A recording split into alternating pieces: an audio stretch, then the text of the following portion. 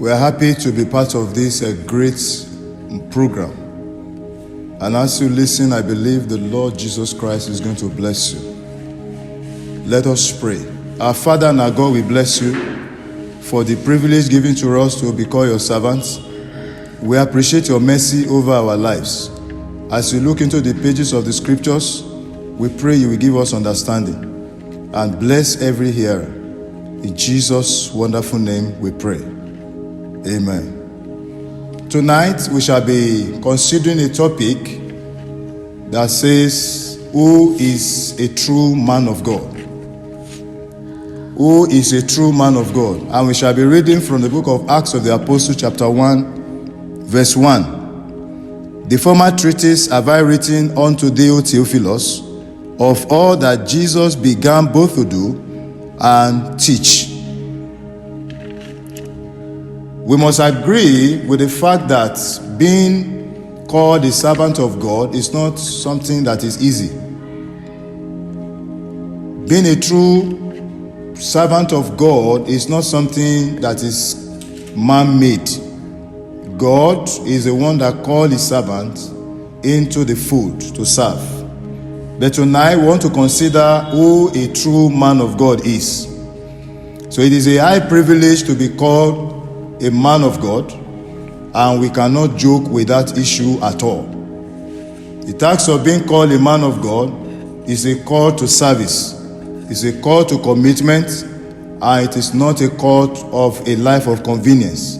It is never convenient because it is a call unto service, and that service is only possible by the grace of God. We are going to be considering two major terms in this teaching. Number one, the word true. The word true means being in accordance with the actual state of condition. It means something that is not false, original, something that is in perfect condition, which is void of error. It cannot be contested with. Now, the word man of God, the phrase man of God, is a biblical title of respect that is applied to great men of God in the scriptures. And when I studied the scriptures, I discovered that phrase, man of God, appears 78 times in 72 verses of the Bible. The term was applied to 13 people in the Bible. Number one, Moses was addressed as man of God. Deuteronomy chapter 33 verse 1. 2. The angel of the Lord that appeared to Samson's mother was also addressed as the man of God. Judges chapter 13 verse 6. Number 3. The man who chastised the priest Eli, he was also addressed as man of God. 1 Samuel chapter 2 verse 27. Number 4, Samuel the priest and the prophet was addressed as man of God. That is in 1 Samuel chapter 9 verse number 6. David, the sweet psalmist of Israel, was also addressed as man of God. That's Nehemiah chapter 12 verse 24 and verse 36. Number 6, Shema was addressed as a man of God in 1 Kings chapter 12 verse 22. The man from Judah who cried against the altar of Jeroboam was addressed as a man of God in 1 Kings chapter 13 verse 1. Elijah, the great prophet of fire, was addressed as a man of God, 1 Kings chapter 1 verse 18 and 24. Number 9, the man who told King Ahab that Israel could defeat the enemy was addressed as the man of God, 1 Kings chapter 20 verse 28.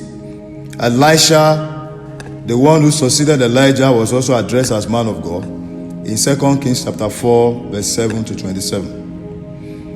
Haman, the son of Igadilia, was addressed as man of God in Jeremiah chapter 35 verse 4.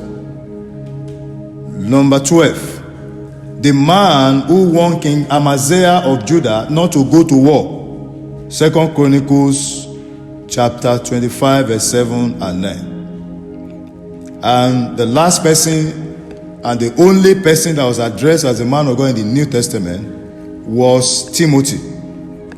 In the book of 1 Timothy chapter 6 verse 11, Apostle Paul addressed Timothy as, O thou man of God. Praise the name of the Lord. Now, we want to be looking at who is actually a true man of God. A true man of God is that person that has accepted Jesus Christ as Lord and his personal Savior, and is called to serve God in spirit and in truth. A true man of God is somebody that has cultivated, and that they say cultivating the lifestyle of God Almighty. A true man of God is somebody that is ready and that is fighting the true and the fight of faith, good fight of faith. A good man of God is transparent. A true man of God is somebody that the lifestyle is worthy of emulation. A true man of God cannot just come out and say, I am a man of God. He must be attested of, even by the society and the people around him, that this man, by his character, by his speech, by his conduct, by everything around him, outsider can testify that this man is a true man of God. The objective of this teaching is that every minister and every gospel preacher of the word of God will aspire to become true men and women of God. So when we consider man of God, it's not necessarily has to do with gender. You can be a true woman of God, a true man of God. You are approved of God. It is not a title that you carry by yourself. It is God Almighty that call a man a true man of God. But there are things that you must do to remain true, both in the service that you are rendering to God, because it is God that has called you to service, and it is that same God that is going to reward you. So a true man of God is first of all somebody that has a servant heart. Is not a boss. A true man of God is a leader that leads by example. Where we read in Acts of the Apostles chapter 1 verse 1, we read about Jesus Christ, our major example.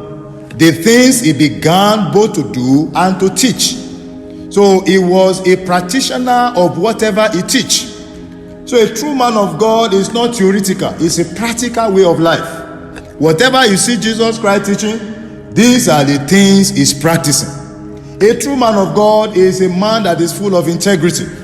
He's not a compromiser. He's not a womanizer. He's not somebody that is mixing the word of God with so many other errors. A true man of God must be sound biblically. A true man of God is not a liar. He's not somebody that will be compromising and is not teachable.